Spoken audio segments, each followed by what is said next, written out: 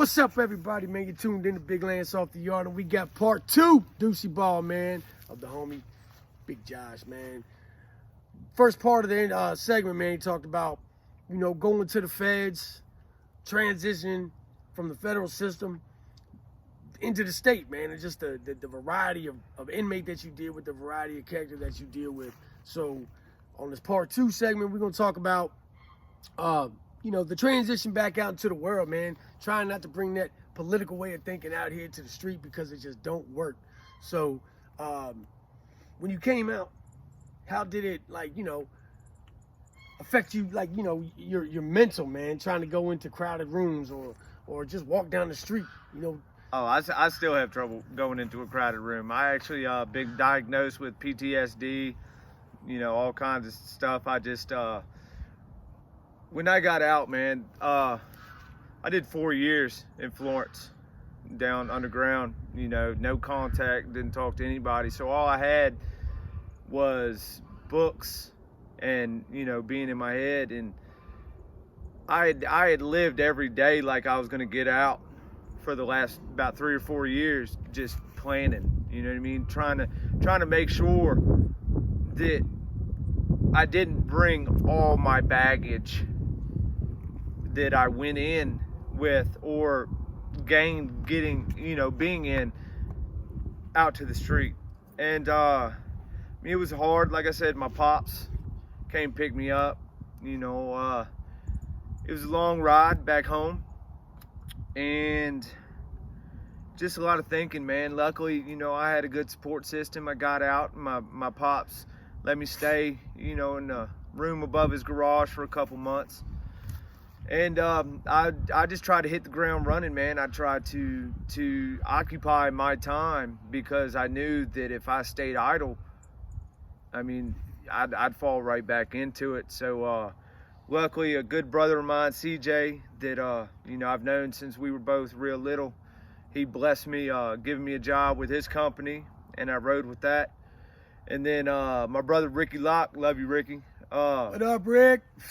He got me introduced to a good little crew, man, and got me a full-time job that has carried me to now, and I just tried to stay diligent, man. I 2 weeks out, believe it or not, I know this is crazy, and my mom will even back me up. Everybody thought I was gonna come out and be a man whore, locked up for 146 months. Everybody thought I was gonna come out and have fucking kids jumping out everywhere. But I met my wife Sarah 2 weeks out, and now shit, we live together. We both co-own a horse farm, a horse business where we retrain off-track thoroughbreds into eventing horses and stuff like that. And that's kept me busy outside of work. But it does seem like the first year and a half I was out, I was very goal-oriented. Very, I wanted to show everybody, man, that I wasn't that 18-year-old kid that went in. I wasn't that gangbanger that was in, having to write letters to my family saying, hey, I lost my visitation for 7 years. No, I'm not receiving your mail because I'm on no contact. I got tired of those excuses, man. And for the first year and a half, I prided myself in going above and beyond, showing that I wasn't the same kid, that I could, that I did grow up, that I was an adult, that I did respect the fact that, I broke my family's heart when I went away. And like I said, I lost a lot of family, and I'll never be able to apologize to them for not being there for them. And it's been hard. I've been out 2.5 years now, a little bit more. And I've had hella bumps along the way, man. My father died 8 months ago, man, and I got the fuckets. I fell right back into the same shit. I wasn't selling, but I was using. I would, self-medicate myself with marijuana because these people tried to put me on all kinds of antidepressants, and really they made it worse. So now, 2.5 years later, I'm standing here, thank God, still, on my farm, because this time a week ago, I had to self-surrender to the marshals for dirty urns. I have a stupid ankle monitor on that for 3 months that I can't do anything but go to work and come back here because I fell back into that mindset of you can't tell me shit. I'm gonna do what I want to do. If you don't like it, show me you don't like it. And that's the part I'm having trouble with. I'm having trouble leaving that prison persona behind. I'm having trouble fitting in and not having a voice. You know what I mean? Some of y'all have heard, you know, we're in Virginia. Some of y'all have heard about all the chaos that's going on down here or whatever. We don't have a voice in this. And that hurts my feelings very bad, that I am not a respectable, upstanding citizen, that my voice doesn't matter. And a week ago today, like I said, I had to self-surrender. And I was looking at time. Luckily, I just have a very good lawyer on retainer that actually knows me and has seen my jacket, you know, my files that thick with institutional bullshit. And she was able to make it so that they didn't look at the institutional stuff, but that have seen the leaps and bounds that I've taken since I've been out. I mean, I don't consider, yes, I've done some terrible, nasty things in the eyes of most, but that have actually saved people's lives, if that makes sense. But out here on the streets, it is this way or no way. And that's the way they have it set up. You're either doing what you should be doing. You know, you should not be breaking laws. You should not be failing piss tests. You shouldn't be doing anything but bringing yourself, your family, and the people around you up. And I lost sight of that. And until I had to self-surrender, until I had to hit that button again and tell everybody, hey, look, I might be gone. You know, if I catch another case, I have 360 months to life, minimum mandatory. That's any new case that the judge, if he doesn't get pussy that night before, I can do 30 years, minimum mandatory. That's nothing less, not a day less, day for day.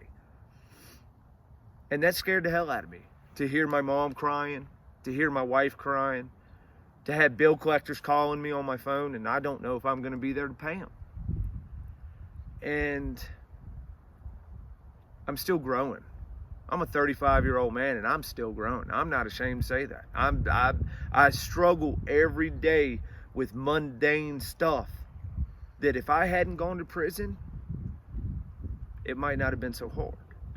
But I've come to the understanding in the age you are when you go to prison, unless you expand yourself, unless you take VOTEC classes, unless you do correspondence courses, you will get out with the same mentality of the age you went in. You will still think that the world is still the same. And that's a tough lesson, man. And I'm still, like I said, I'm still learning it today. I have this stupid ankle monitor that tells me when I have to change the battery. You know what I mean? It's, you can, you know, put a great costume on anything, man. You can come home and look the part. You can talk the part.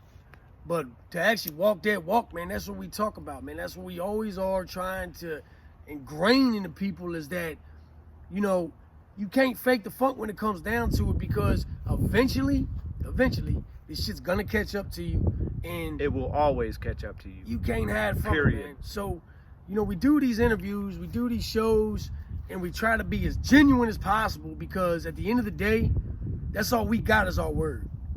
They try to take everything else from us. So, you know, understand that for guys to get on here and do these interviews and stuff, it takes a lot. It takes a lot of heart. It takes a lot of convincing. Hell, it took me 10 months. Yeah. It took me 10 months. He's been trying to get me for 10 months to do this. And here we are. So, you know, try to understand that, you know, a lot of these channels that you're seeing is all glitz and glamour. You know, they put a real good shine on it, but you can put as much shine on a turd as you want, man, but it's still gonna be a fucking turd, man. And with that, we're going to close out with part 2, man. We're going to end this interview, man. You guys, go check out Felons Embracing Freedom if you haven't already. It's a closed group. Send the invite or send the application, and we'll accept you. If you have input on anything we talk about, make sure you put it in the comments. And as always, man, hit that subscribe, bang the like, notification, and we'll keep trying to bang these good shows out for you guys and making sure you guys get a clear understanding of not only just prison, but the prison inside yourself, the prison that you got to break free from when you actually leave the institution, man. So, once again, man, it's the homeboy Josh, man. I'm glad to have you. And, you're going to see more of him, I promise, man. He don't know it yet. All right, y'all, be easy, man.